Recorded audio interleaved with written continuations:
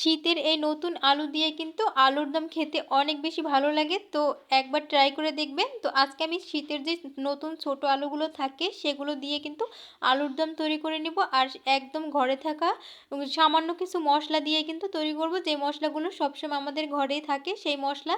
আর সাথে আমি তৈরি করেছিলাম গরম গরম ফুলকো ফুলকো লুচি, একদম সফট লুচিগুলো হয়েছিল আর একদম ফুলকো ফুলকো। তো লুচির সাথে খেতে দারুণ লেগেছিল। আপনারা কিন্তু এটা ভাত, রুটি, পরোটা, ফ্রাইড রাইস, পোলাও সবকিছুর সাথেই পরিবেশন করতে পারবেন।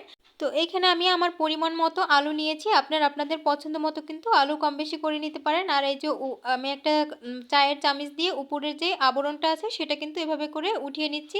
আর এভাবে করলেই কিন্তু খুব সহজেই এটা উঠে যাবে। তো এই যে উঠিয়ে কিন্তু সঙ্গে সঙ্গে পানিতে ভিজিয়ে রাখতে হবে। ভিজিয়ে না রাখলে কিন্তু আলুটা কালো হয়ে যাবে বা লাল হয়ে যাবে। তো আপনারা কিন্তু এটা বড় আলু দিয়েও করতে পারেন। সেক্ষেত্রে আলুটাকে মাঝখানে মাঝ বরাবর টুকরো করে নেবেন, তো অসুবিধা নেই। তো এখানে আমি দিয়ে দিলাম 3 টেবিল চামচের মতো হবে তেল। তারপরে দিয়ে দিলাম 2টা তেজপাতা, একটা শুকনো মরিচ আর 2 টুকরো দারুচিনি আর এক টুকরো দিয়ে দিলাম জয়ত্রী। তো এই জয়ত্রীটা যদি আপনাদের হাতের কাছে না থাকে সেক্ষেত্রে না দিতে পারেন, তো থাকলে অবশ্যই দিবেন, এটার ফ্লেভারটা অনেক ভালো লাগে। আর এখানে দিয়ে দিলাম 1/3 কাপ পেঁয়াজ কুচি। তো পেঁয়াজ কুচিটা একদম কুচি করে নেওয়ার চেষ্টা করবেন। আর পেঁয়াজটাকে কিন্তু খুব বেশি সময় ভাজবো না।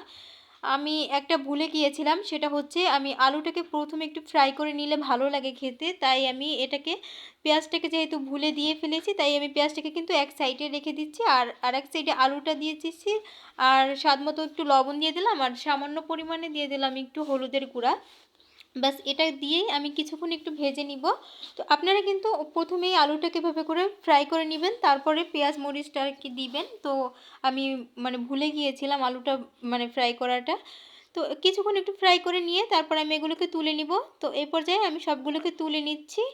আর যেহেতু আমার পেঁয়াজটা পুড়ে যাচ্ছে তাই আমি একটু তাড়াতাড়ি তুলে নিলাম। তো আপনারা একটু লাল লাল করে এটাকে ফ্রাই করে নেবেন, তাহলে দেখবেন আলুটা খেতে কিন্তু অনেক বেশি ভালো লাগে।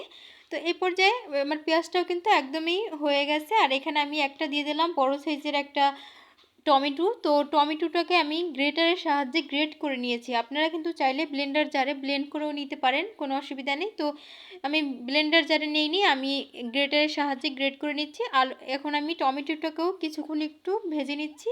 আর টমেটোটা এখানে কিন্তু অবশ্যই ব্যবহার করার চেষ্টা করবেন, এতে করে খেতে অনেক বেশি ভালো লাগে। তারপর দিয়ে দিলাম 1/2 চামচ আদা রসুন বাটা। তো আদা রসুনটাকেও কিছুক্ষণ একটু ভেজে নিব, যাতে করে আদা রসুনের যে একটা কাঁচা গন্ধ থাকে সেটা যাতে চলে যায়। স্বাদ মতো লবণ দিয়ে দেব। আর এখানে 1/2 চা চামচ দিয়ে দিলাম হলুদের গুঁড়া। আর এটাকে দিয়ে আমি কিছুক্ষণ একটু নেড়েচেড়ে মিশিয়ে নিচ্ছি। তো মশলাটা পুড়ে যাচ্ছিল তাই আমি কিছুটা পরিমাণ পানি দিয়ে দিলাম, যাতে করে মশলাটা পুড়ে না যায়। তো এই পর্যায়ে আমি বাকি মশলাগুলো অ্যাড করব। দিয়ে দিলাম 1 চা চামচ লাল মরিচের গুঁড়া। তো আপনারা চাইলে এখানে কাশ্মীরি লাল মরিচের গুঁড়াটাও দিতে পারেন, তো আমার হাতের কাছে ছিল না।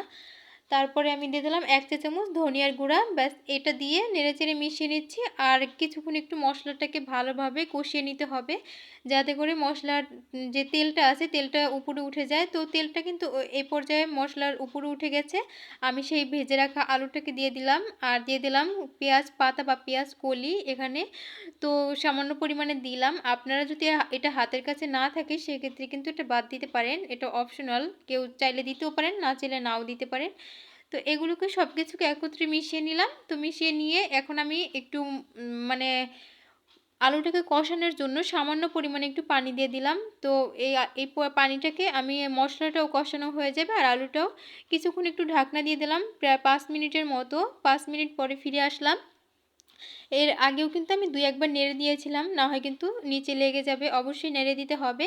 তো 5 মিনিট পরে এ পর্যায়ে কিন্তু মশলা এবং আলুটা খুব ভালোভাবে কষানো হয়ে গেছে। আর আলুটা প্রায় 80% এর মতো কিন্তু সিদ্ধ হয়ে গেছে। আমি যে তেজপাতাটা দিয়েছিলাম ওটা তুলে ফেলে দিচ্ছি, কারণ এটা মুখে পড়লে আর যে খারাপ লাগে, তাই আমি এটা উঠিয়ে নিলাম। তারপরে এখানে আমি দিয়ে দিলাম ফুটন্ত গরম পানি। তো এখানে গরম পানিটাই দেওয়ার চেষ্টা করবেন, তাহলে আলুর যেই টেম্পারেচারটা কিন্তু কমে যায় না। তো এখানে গরম পানিটা দেওয়ার চেষ্টা করবেন। আমি দিয়ে তারপরে স্বাদ মতো দিয়ে সামান্য একটু দিয়ে দিলাম ভাজা জিরার গুঁড়া আর কয়েকটা কাঁচামরিচ। তো এগুলোকে দিয়ে এবার ঢাকনা দিয়ে আমি 10 মিনিটের মতো রান্না করব, তাহলে কিন্তু হয়ে যাবে। এই যে 10 মিনিট পরে ফিরে আসলাম, আর এই পর্যায়ে কিন্তু ঝোলটা একদমই শুকিয়ে যায়নি। তো আপনারা আপনাদের পছন্দ মতো কিন্তু ঝোলটা রাখতে পারেন। আমি সবশেষে একটু ধনিয়া পাতা কুচি অ্যাড করলাম। তো এটা আপনারা যদি না চান সেক্ষেত্রে এখানে গরম মশলা গুঁড়াটাও অ্যাড করতে পারেন, কোনো অসুবিধা নেই। তো সব কিছুকে একত্রে নেড়েচেড়ে মিশিয়ে নিলেই কিন্তু তৈরি হয়ে যাবে আলুর দম। খুবই সহজ আর খেতে কিন্তু অনেক বেশি মজার হয়। এটা আপনারা বাসায় কিন্তু রুটি, পরোটা অথবা পোলাও, ফ্রাইড রাইস, তারপরে ভাত, এটা সব কিছুর সাথেই কিন্তু পরিবেশন করা যাবে এমন একটি রেসিপি। তো আশা করি ভিডিওটা ভালো লাগছে। প্লিজ ভিডিওটা ভালো লাগলে ভিডিওতে একটা লাইক করে চ্যানেলটি সাবস্ক্রাইব করে রাখার অনুরোধ রইল। আর এই পর্যন্ত আমার ভিডিওটা দেখার জন্য অসংখ্য ধন্যবাদ। সবাই ভালো থাকবেন। আল্লাহ হাফেজ।